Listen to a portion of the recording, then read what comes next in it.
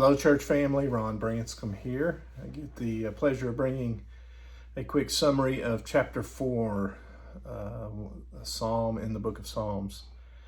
And in this particular chapter, it's kind of an add-on to chapter 3 in the fact of it's a lament of David's situation.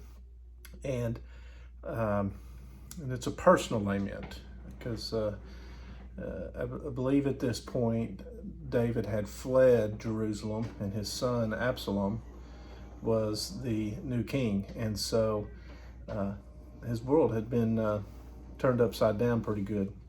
So in these particular verses, I'm just going to kind of walk us through my observation on these. And there's only 8 verses in this chapter, in this particular psalm, so it's not real long. And one other thing I'd add is the beautiful thing about Psalms is we get a great example of how to respond during a time of crisis. And David was in a time of crisis as this.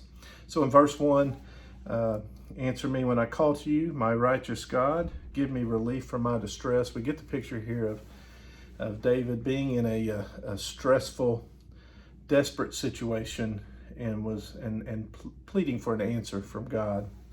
And in verses 2 and 3, David is actually speaking out against those who had turned on him. And this would be Absalom and many within the army or military at the time, and probably friends and other folks he thought that were near and dear.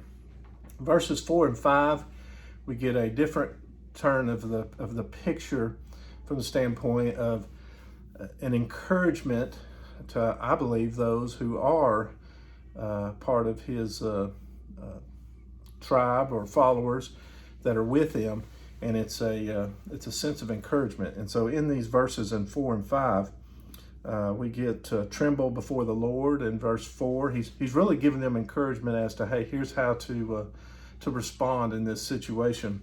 Tremble before the Lord, don't sin, search your own hearts, and be still in verse 4.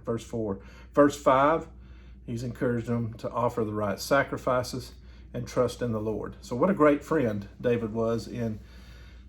He's the one that's under distress, but also he's giving a word of encouragement to those that would be his friends. And then the rest of the psalm, verses 6 through 8, you get the picture here that there seems to be maybe some discouragement amongst the ranks of those that were with him. Verse 6, many, Lord, are asking who will bring us prosperity. And again, great summary here from David, because he gives us a picture of, hey, you've got in front of you, you have the chance for joy and you have the chance for peace. And this is referred to as an evening psalm. Chapter 3 or Psalm 3 is a morning psalm, and this is an evening. You get that glimpse here in verse 8 with it being about lying down when you go to sleep. So just a quick summary of chapter 4. I pray that you have a blessed day, and Lord willing, we'll see you Sunday. God bless.